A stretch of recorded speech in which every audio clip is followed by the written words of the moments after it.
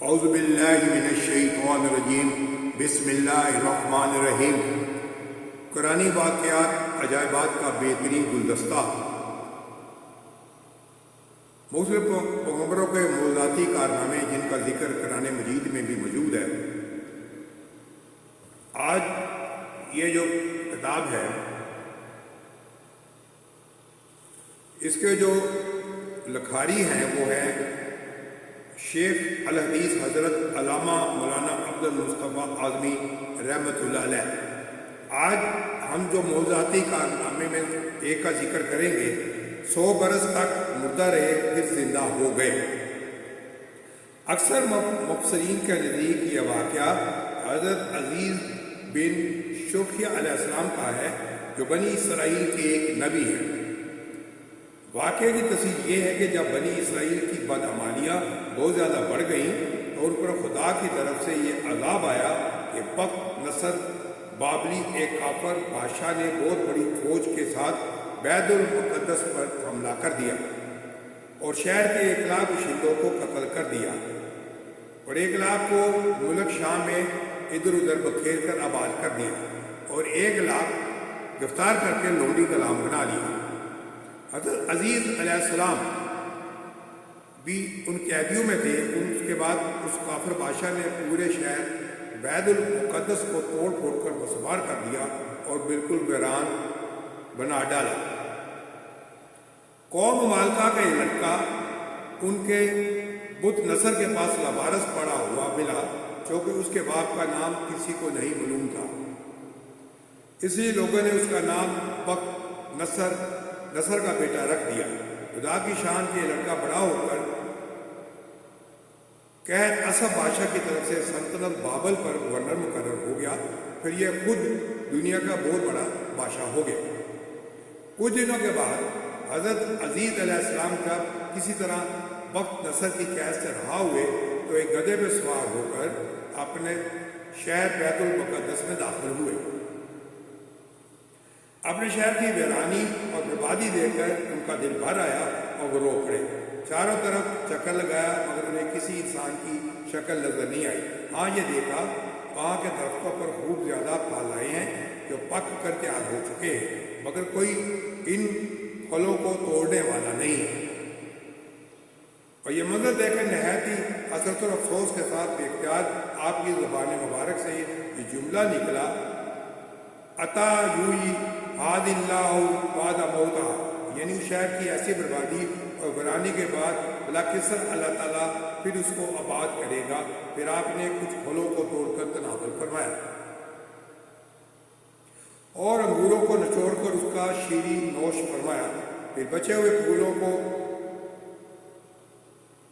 اپنے جھولے میں ڈال لیا اور بچے ہوئے انگور کی شیرہ کو اپنی مشق میں بھر لیا اور اپنے گدھے کو ایک مضبوط رسی سے باندھ دیا اور پھر آپ ایک درخت کے نیچے لیٹ کر سو گئے۔ اسی نیند کی حالت میں آپ کی وفات ہو گئی اور اللہ تعالیٰ نے درندوں، پرندوں، چرندوں اور جنوں انسان سب کی آنکھوں سے آپ کو اوجھل کر دیا اور کوئی آپ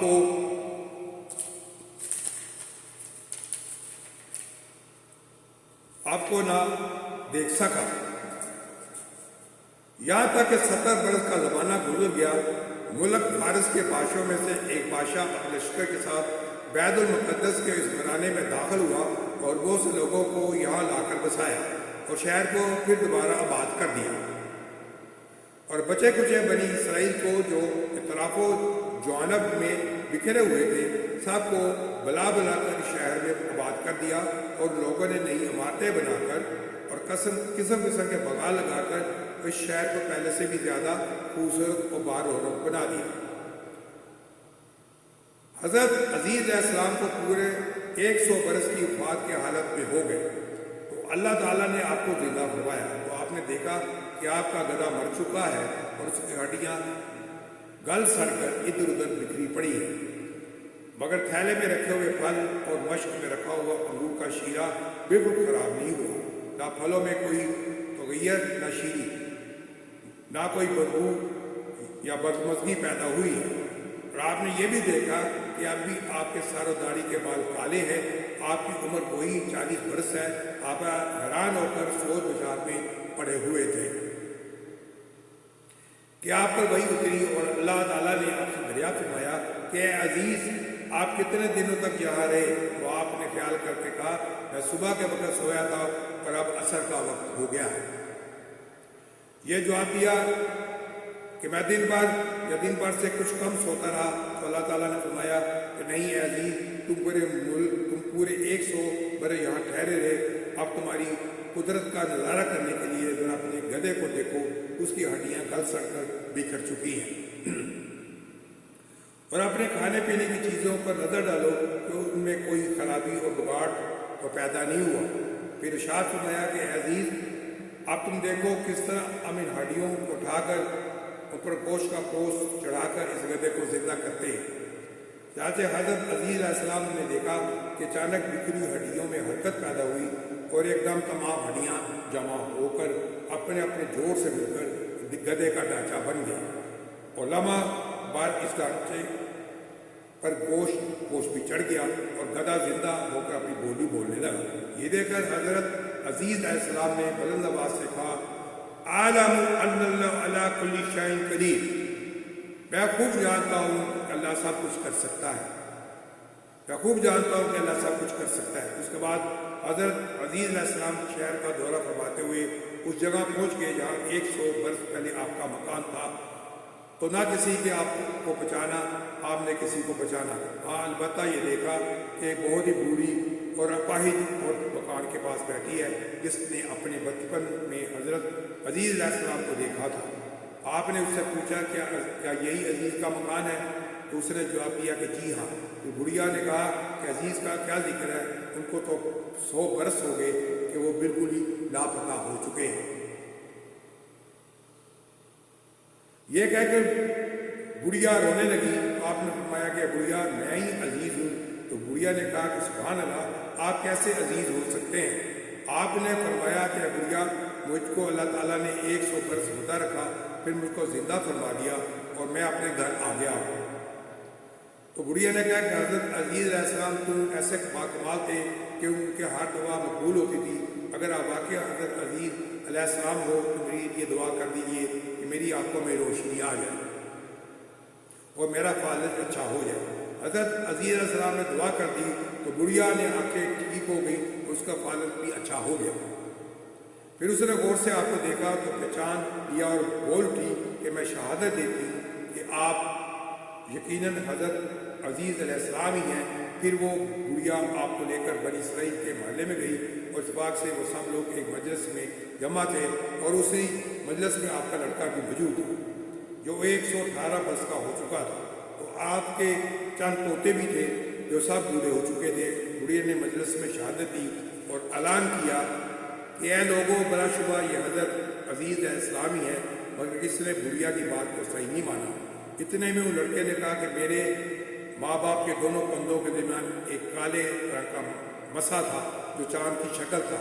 جیسے آپ نے اپنا کرتا اتار کر دکھایا تو مسا موجود تھا۔ پھر لوگوں نے کہا کہ حضرت عزیز کو تورات بانی یاد تھی، اگر آپ عزیز ہیں تو زبانی تورات پڑھ کر سنائیے۔ آپ نے بغیر کسی جھجھک کے فوراً تورات پڑھ کر سنا دی۔ وقت نصر بادشاہ نے بیت المقدس کو تباہ کرتے وقت 40,000 تورات کے عالموں کو چن چن کر قتل کر دیا تھا،